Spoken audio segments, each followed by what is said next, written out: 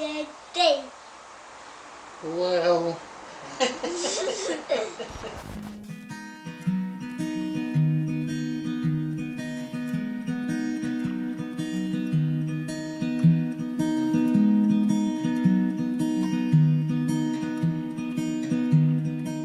What I remember about my dad was his sense of humour.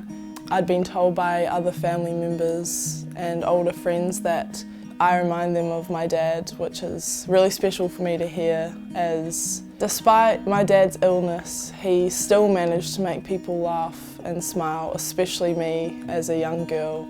I thought he was the funniest person ever.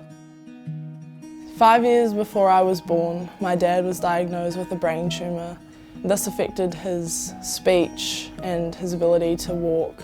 So for my whole childhood, he couldn't do lots of things that other dads could.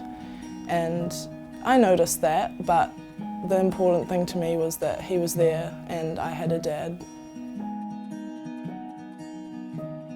When I was 1, my dad was clinically dying, but he didn't die.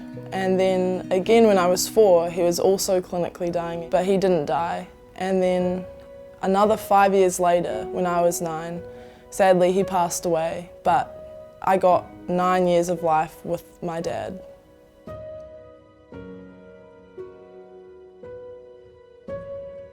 My dad would come and watch my football games when I was younger. Even though he had an illness, he still made the effort, and even though he couldn't kick a ball around with me or anything like that, he still made the effort to come and watch me, which meant a lot to me. If euthanasia was available when my dad was alive and he had taken it, I would have really struggled to understand why he would choose to end his life prematurely, and I think it really would have changed my whole concept of life and death, and I wouldn't understand, what it is to keep fighting and to keep pushing on, because there's, so much to live for.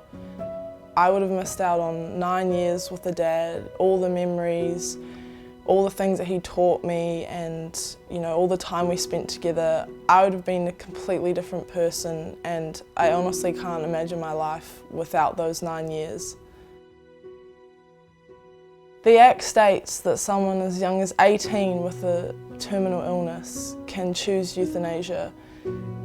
This really scares me because as an 18-year-old myself, our big decisions at the moment are who to vote for, which uni to go to, who to date, and yet someone with a terminal illness, one of their big decisions could be, should I live or die? And we can't even make small decisions, let alone one that could end our life.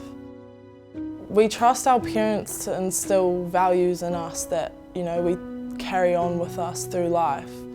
But also in the way our parents die, I think, shows us a lot as well. And for someone to choose to die prematurely, it doesn't teach them anything about, hanging in there and staying strong, and that there is a point to living your life. They might think it's okay to end their life prematurely, and we don't even know the devastating effects that could have on a child or a family member.